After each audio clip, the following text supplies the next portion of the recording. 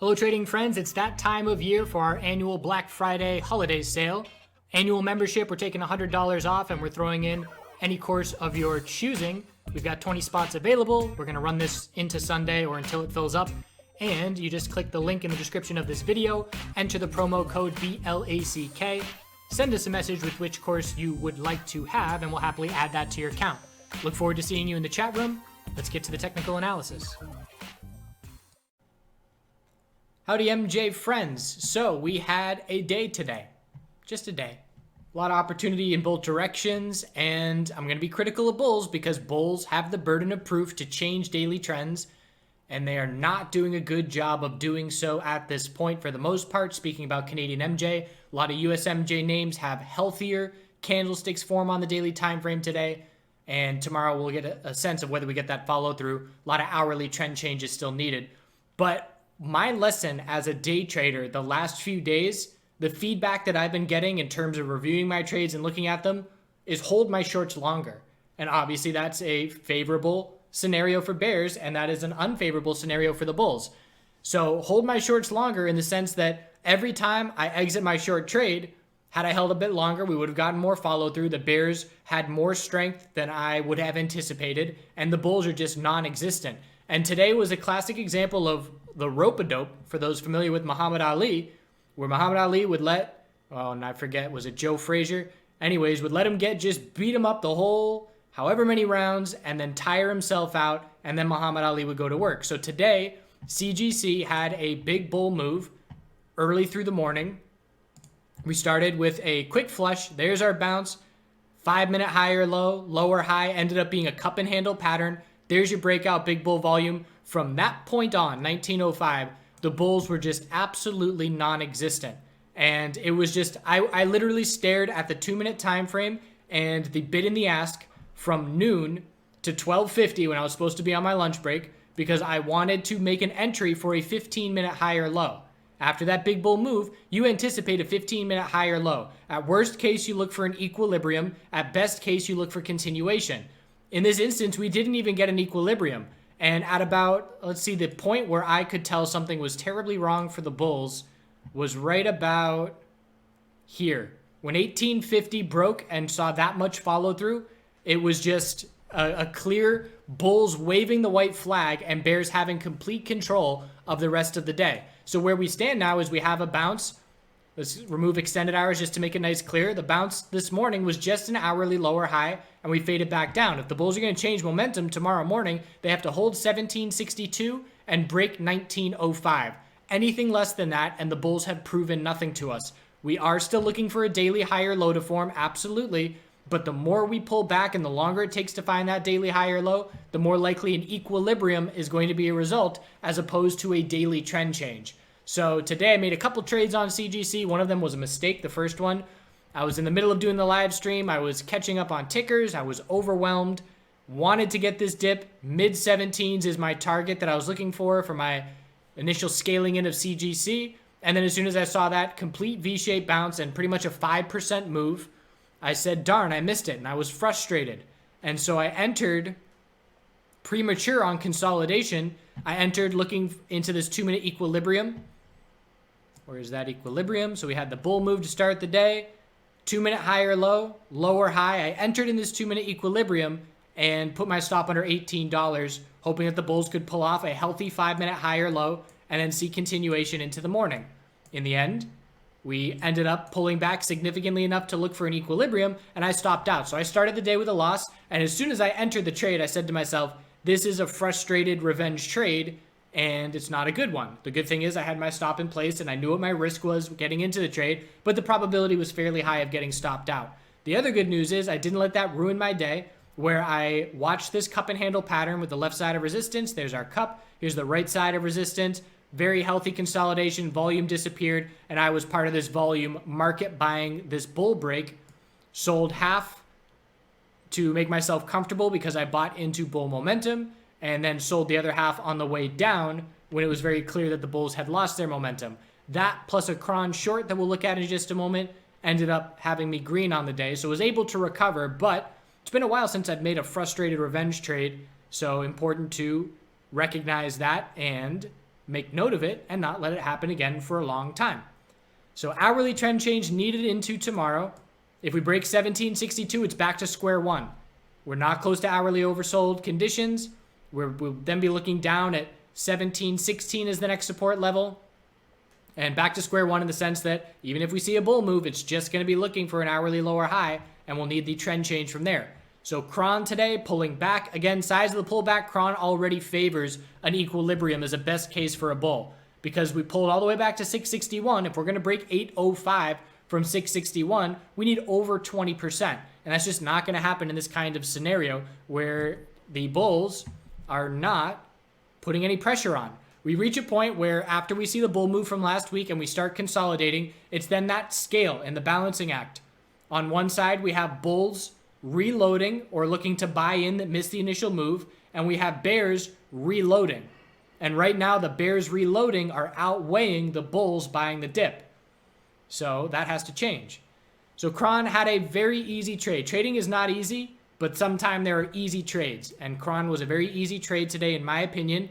How often in the past week, if you've been watching Cron, has the $7 psychological resistance level come into play, both as support and resistance, but much more often as resistance? And here's the example from Monday in the afternoon.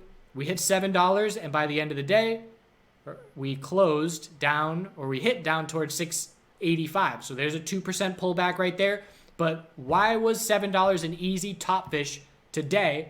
The reason is CGC was breaking out, but it was extended. We had $19 psychological resistance approaching. Cron extended, $7 resistance approaching. We saw a 2% move on the 2-minute time frame, more than that.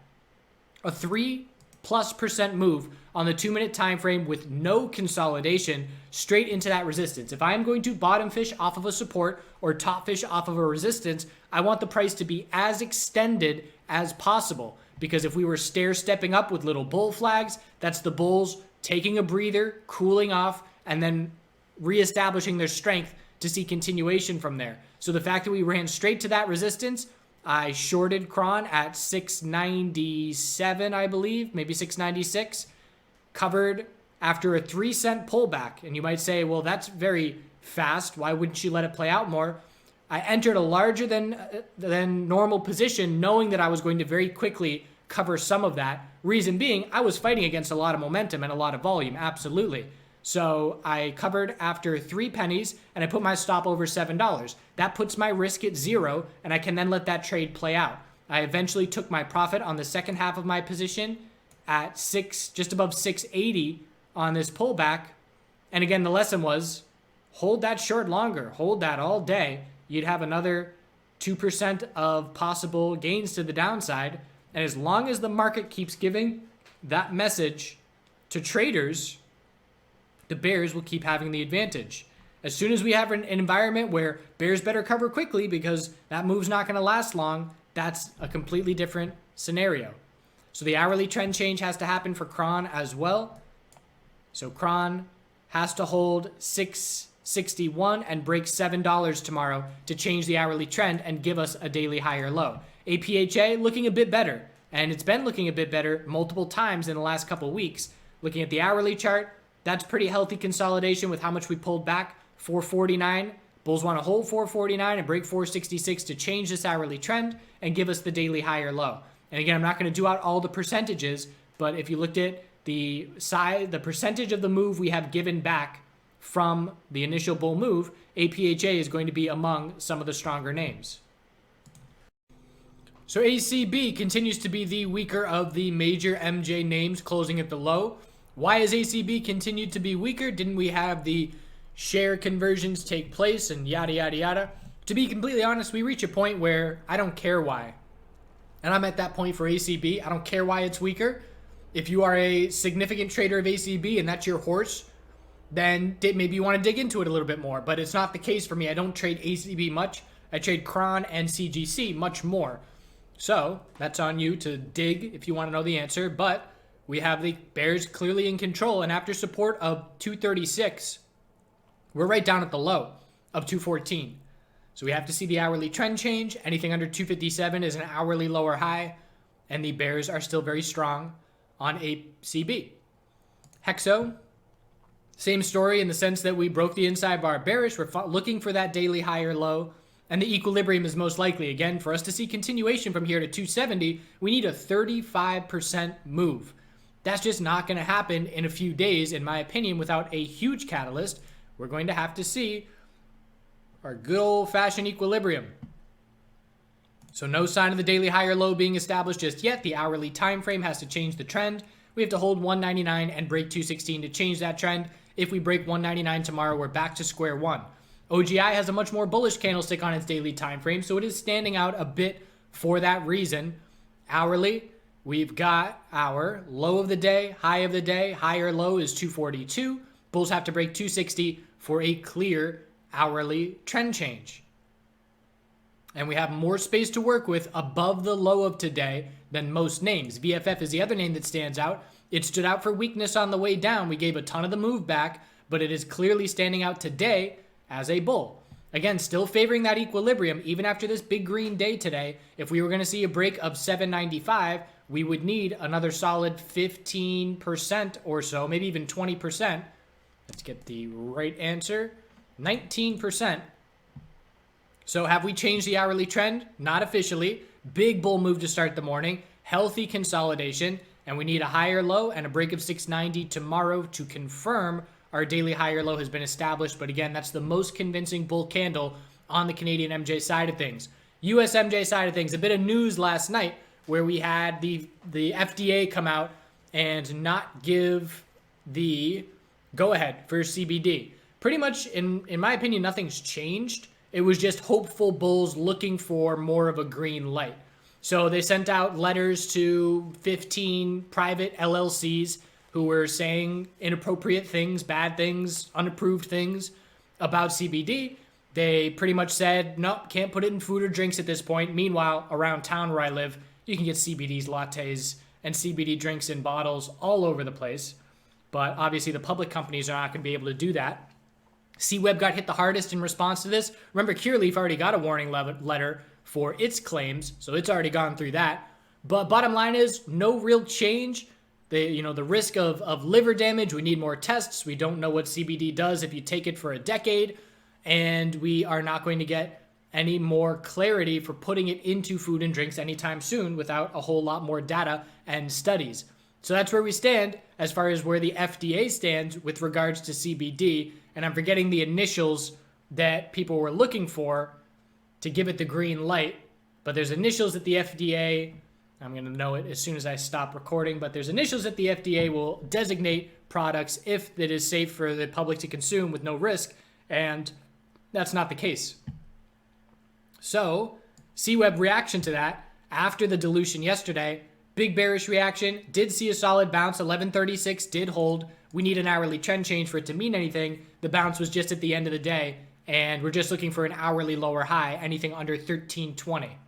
So 1320 key resistance. MedMen earnings came out. They missed all over the place.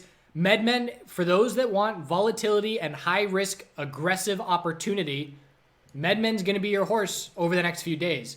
I don't have any interest in that. I'm in conservative mode, and I have no interest in a penny stock. But if I had a smaller account and I was confident in my trading and I had my oversold bounce style, I'm watching tomorrow for a flush for everybody that's going to sell to have sold, for any shorts that can short to have shorted, and for that bounce to take place. We are at extreme levels. Again, are we getting back to the all-time high? No. We need a 1,500% move to get back to all-time highs. At this rate, they're going to have to do a reverse split so their share price doesn't go to, whatever it's going to go to. So the bears have complete control, and the move that I'm talking about would look a little something like a flush to 50 cents and a bounce to 60 cents, and there's a 20% move. So we're going to move lots of volatility, and there's going to be a lot of volume over the next couple of days. Cureleaf, daily higher low is trying to form. Have we changed the hourly trend is the question for everybody. No. Low, high, higher, low, and there's our attempt for the higher high at the end of the day. And there's our pump at the end of the day again. People are starting to catch on and try and ride that little end of the day pump. But either way, we have to change the hourly trend, break $8, we'll call it tomorrow. Then our daily higher low will be set. But because of the size of the pullback, we are significantly far away from that resistance. We need over 20%. just about 20%. So odds still favor a lower high compared to where we came from the top of 937. TRUL, bulls bought the dip, gap down open for buying. Need to hold support and break 1619 tomorrow to change the hourly trend. And then we're looking up at 1637 and 1726. Distance needed to head back to our recent high, much less. Completely different boat with only 8% needed. IAN, bulls have not proven anything on this chart. Yes, we had a nice bounce. Did we change the daily trend? No. And bulls just have not proven anything on this chart in a very long time. And here we are remaining weak, hovering over our recent lows. 160 and 152 are the only support levels nearby. And if we don't see these bulls hold 160 and break $2, there are red flags, technically speaking. OH tightening up. CL had earnings. And if it's a bullish reaction tomorrow, OH wants to break 478. If it's a bearish reaction, the bulls want to hold 384. And CL, with its reaction, bulls want to get as close to 888 as possible to try and head back up to that range. If it's a bearish reaction, 720. Nothing glaring out of those earnings, but I have no idea how the market's going to react. GTII looking for the daily higher low. Hourly trend change needed. Higher low is established. Need to break the high of today, tomorrow for that higher high follow through. And HARV, still very weak. Until HARV can get over $4 again and hold it, the bears still have complete control on this weekly time frame. And it's still a possible 2-week bear flag as long as we're under $4. So that's where we stand. Disappointing day for the bulls. USMJ bulls, they'll take it. There's a setup there for an hourly trend change. We just needed to follow through tomorrow. But Canadian MJ, the major players, again, you show me this setup, you show me that bounce, and you show me the start of this consolidation and this declining volume, and you cut off right there, and you show me that chart, and you tell me what's going to happen. You ask me what's going to happen there. I will tell you 9 times out of 10, we're going to form a 15-minute higher low and then bounce for a lower high into the end of the day. And this is one of the 10 times where it did not happen, and it favors the bears. I appreciate you watching. We'll see you tomorrow. Happy Thanksgiving time almost. And expect volume to be low tomorrow, right before the holiday. And of course, on Thursday, Canadian volume will be low. So you have to position yourself. And bulls probably aren't going to want to be swinging multiple days where they can't do anything while Canada still trades. So interested to see if that has some potential for some downside pressure as well. An hourly tightening range. APA. Whoa. What you want?